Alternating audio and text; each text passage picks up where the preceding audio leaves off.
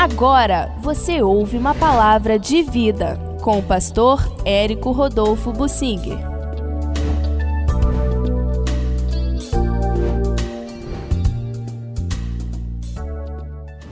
Jesus no deserto e em sua cidade de Nazaré. Duas ocorrências que estão colocadas logo a seguir e que nos ensinam muitas coisas. Vamos anotar, prestar atenção. No capítulo 4 de Lucas, a tentação de Jesus é descrita ali. Jesus, depois que saiu do batismo, batizado também com o Espírito Santo, que veio na forma de pomba. Isso é muito importante. Jesus era homem e somente homem aqui na terra. Ele precisou ser batizado com o Espírito Santo, como nós também. E ele o foi. Portanto, o texto diz que ele, cheio do Espírito Santo, foi guiado pelo Espírito para o deserto. Durante 40 dias, sendo tentado por Satanás. Não só no finzinho. O tempo todo Satanás estava lá. Jesus não comeu nada. No final, teve fome. E aí o diabo apareceu ao final. Mas durante todo o período, Satanás já estava ali para perturbar. Isso sempre vai acontecer conosco também. Não pense que você vai tirar um retiro espiritual, ficar longe de Satanás, que ele não vai conseguir ir para o seu retiro. Ele vai também. E ele está nos acompanhando. Ele é espírito. E então, Jesus teve fome, o diabo apareceu sedutor para ele e disse: se és filho de Deus. Satanás sempre provocando e Jesus querendo fugir disso. Eu sou filho de Deus, mas aqui agora eu sou somente homem, eu sou filho do homem. É como ele se chamava. E o diabo, se és filho de Deus, desafiando Jesus para usar a prerrogativa de ser Deus. E Jesus em nenhum momento usou a prerrogativa de ser Deus. Então a tentação, manda que essas pedras se transformem em pães. Jesus respondeu: não só de pão viverá o homem. Então o diabo aproveitou e levou Jesus para um lugar elevado e mostrou todos os reinos do mundo e tentou Jesus, como o diabo tenta vários pastores hoje também, como no passado tentou o Elvis Presley, que era o maior cantor gospel dos Estados Unidos e do mundo. Satanás tentou e o Elvis Presley cedeu e se tornou o maior vulto do rock, da música mundana no mundo, líder da juventude transviada e drogada. Pois é, esse Elvis Presley era do Senhor e foi tentado por Satanás como Jesus. E Satanás aqui tentou Jesus. Está vendo? Esse mundo todo me pertence, essa autoridade me foi dada. Por quem? Deus deu ao Adão, o Adão ao pecar entregou essa autoridade para Satanás. Portanto, Satanás tem autoridade reconhecida por Deus aqui no mundo. Eu dou, Satanás disse, para quem eu quiser. Então, se você prostrado me adorar, eu vou dar toda essa glória para você. Jesus respondeu: somente ao Senhor adorarás e a Ele darás culto. Está escrito. Onde está escrito? Não está escrito assim. O que está escrito nos 10 mandamentos é a forma negativa. Não adorarás a nada mais. E não darás culto à imagem e a objeto, nem idealismo, nada. Não darás culto. Mas a conclusão é, como Jesus trouxe aqui: adorarás ao Senhor e darás culto a Ele. Está escrito. E Satanás, então, queria que Jesus o adorasse. No islamismo, o Messias, que é o anticristo, vai aparecer, e depois o Issa, que é Jesus, vai reconhecer a autoridade dele, vai se dobrar diante dele. O Issa, Jesus, vai reconhecer que errou com o cristianismo e vai se submeter a Satanás. E vai enganar o mundo, porque na época da grande tribulação, Satanás vai dominar o mundo. e vai enganar as pessoas dizendo que Jesus errou no cristianismo, mas que agora Jesus está adorando a Satanás também. Muitos do mundo, a maior parte do mundo, vai acreditar nisto, mas Satanás já estava tentando a Jesus lá no deserto. E por fim, a terceira tentação, Satanás levou Jesus ao pináculo do templo, a um lugar muito alto, e disse: se tu és filho de Deus, sempre provocando, manifesta-te como filho de Deus, lança-te daqui abaixo, porque está dito: aos teus anjos dará ordens a teu respeito que te guardem e te sustentem. Jesus respondeu: também está dito, não tentarás o Senhor teu Deus. E aí o diabo se afastou. Jesus foi para o deserto para se preparar para o ministério. E Deus o preparou ali em oração e jejum, mas Satanás sempre por perto.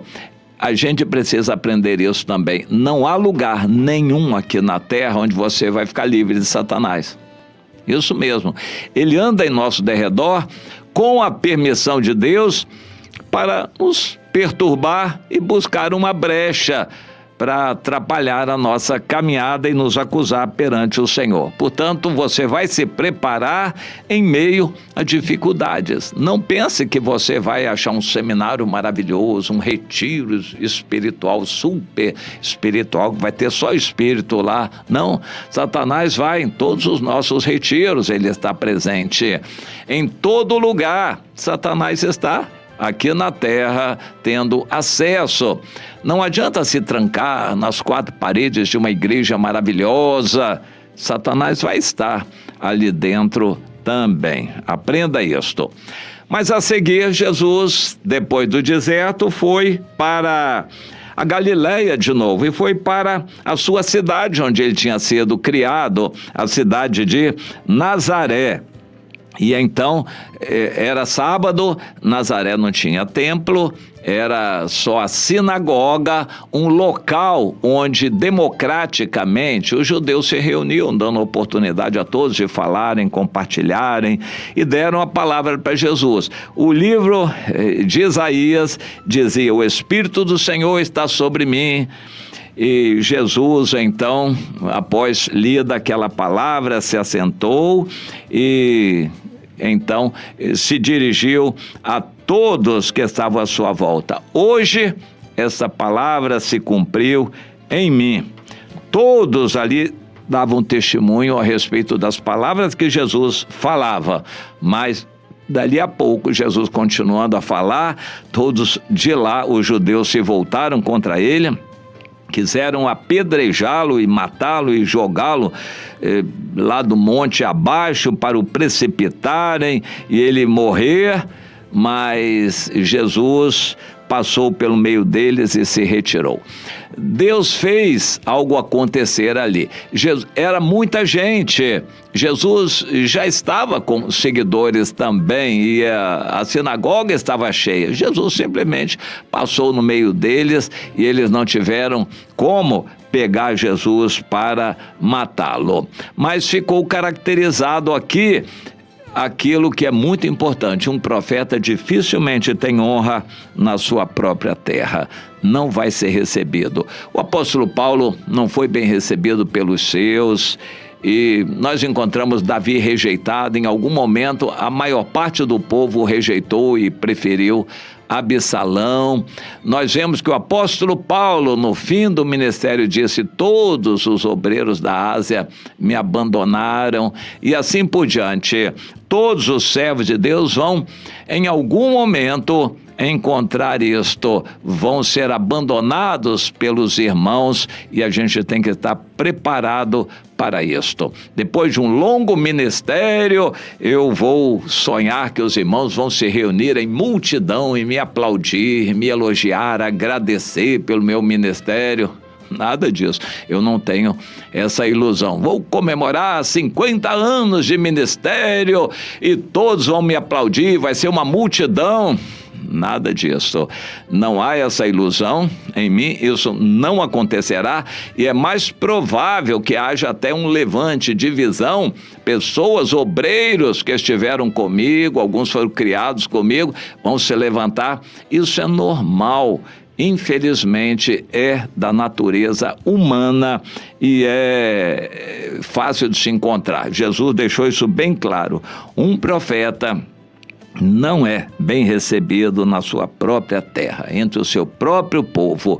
Que Deus nos desperte sobre isto, para não esperarmos elogios aqui na terra. Não adianta.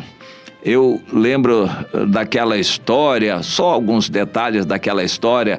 Um casal de missionários, na época passada, viajavam de navio, não havia comunicação rápida, e eles foram para o campo missionário na Índia ou na África, para bem longe da Inglaterra ou dos Estados Unidos, de onde eles eram, e por fim, já velhinhos, eles não tendo mais condições de permanecer lá no campo missionário, que era de uma situação muito difícil, eles voltaram e avisaram, mandaram cartas previamente, avisaram que chegariam e estavam imaginando a recepção que eles receberiam, porque eles trabalharam, afinal de contas, eles deram a vida pela obra de Deus no trabalho missionário e agora receberiam aplausos, os irmãos os receberiam. Quando eles foram chegando, o navio se aproximando, o coração bateu e eles ansiando pela recepção. Será que os irmãos vão estar nos recebendo?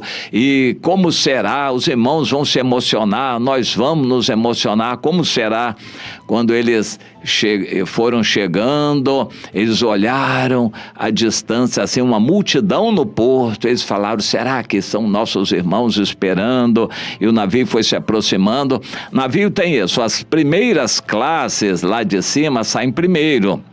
Então ele percebeu que eles daqui de baixo, as últimas classes, a passagem era mais barata, eles tinham que aguardar os lá de cima saírem primeiro. E eles ficaram observando, eles foram recebidos com aplausos, a multidão, talvez tivesse um time de futebol, alguns cantores, e a população ali aplaudiu, recebeu, e aí até que chegou a vez dele. Quando chegou a vez deles, eles não acharam mais multidão nenhuma, não tinha mais ninguém ali, nem mesmo irmãos estavam esperando por eles. Eles ficaram super decepcionados. Depois de um longo trabalho no campo missionário, eles são recebidos por ninguém. Ninguém veio recebê-los. A igreja, eles foram para casa sozinhos, muito tristes. Quando estavam em casa, muito tristes, sozinhos, aí o homem saiu para dar uma volta, espairecer, não encontrou ninguém conhecido. Depois de longo tempo, talvez uns 50 anos, não achou ninguém conhecido por ali, meditando, refletindo. Então ele chegou em casa e desabafou com a mulher. Pois é, nós, depois de um longo ministério, demos a vida pela obra de Deus, nós chegamos aqui, chegamos em casa e ninguém vem nos receber, nem na nossa casa, na nossa terra, no nosso povo, na nossa igreja, ninguém vem nos receber. Que triste, estava muito triste, muito decepcionado.